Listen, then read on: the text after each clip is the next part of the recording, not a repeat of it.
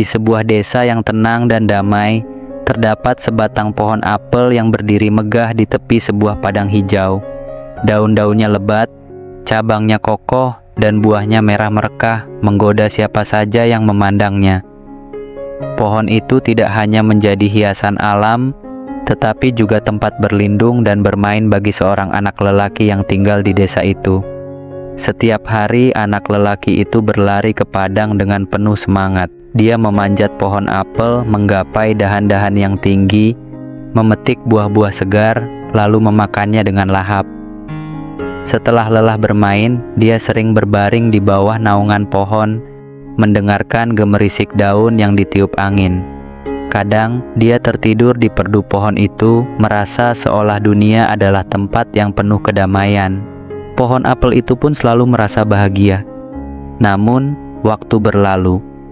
Anak lelaki itu tumbuh menjadi seorang remaja. Dia tidak lagi menghabiskan waktu di bawah pohon apel seperti dulu. Pohon itu mulai merasa kesepian, tetapi tetap sabar menanti kedatangan temannya.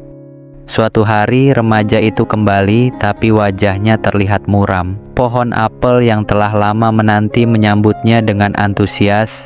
"Hai anakku, mari bermain di sekitarku seperti dulu."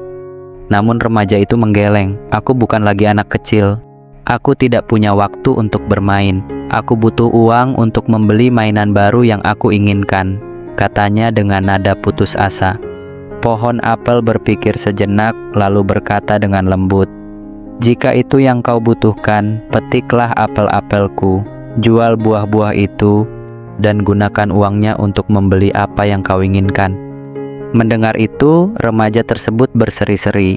Dia memanjat pohon itu seperti dulu, tapi kali ini bukan untuk bermain, melainkan untuk memetik semua apel yang ada. Setelah selesai, dia pergi tanpa menoleh lagi. Pohon apel tersenyum, tetapi jauh di dalam hatinya, dia merasa hampa. Waktu terus berjalan.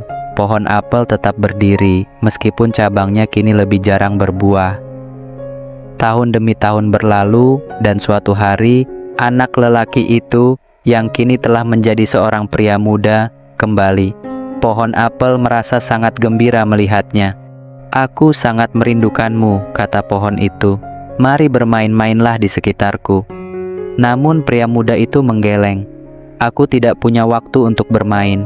Aku sedang berusaha keras membangun kehidupan. Aku ingin memiliki rumah untuk melindungi keluargaku, tetapi aku tidak tahu harus mulai dari mana." Pohon apel terdiam sejenak, lalu berkata, "Aku tidak punya rumah untuk diberikan padamu, tapi kau bisa memotong cabang-cabangku yang kuat. Gunakan kayunya untuk membangun rumahmu." Pria itu setuju. Dia mengambil kapak dan memotong semua cabang pohon apel. Setelah selesai, dia pergi dengan rasa puas, meninggalkan pohon itu yang kini tampak lebih sepi dari sebelumnya. Pohon apel merasa senang bisa membantu, tetapi kesepian kembali menghampirinya. Bertahun-tahun kemudian, pria itu kembali lagi. Kali ini tubuhnya lebih tegap, wajahnya lebih matang, tetapi matanya memancarkan rasa lelah. Pohon apel, meskipun kini hanya memiliki batang yang tegak, tetap menyapanya dengan penuh cinta. "Aku ingin berlayar untuk mencari kebahagiaan baru," kata pria itu. "Tapi aku tidak punya perahu." Pohon apel berpikir sejenak, lalu berkata, "Tebanglah batangku, gunakanlah untuk membuat perahu. Dengan begitu, kau bisa berlayar dan mengejar impianmu."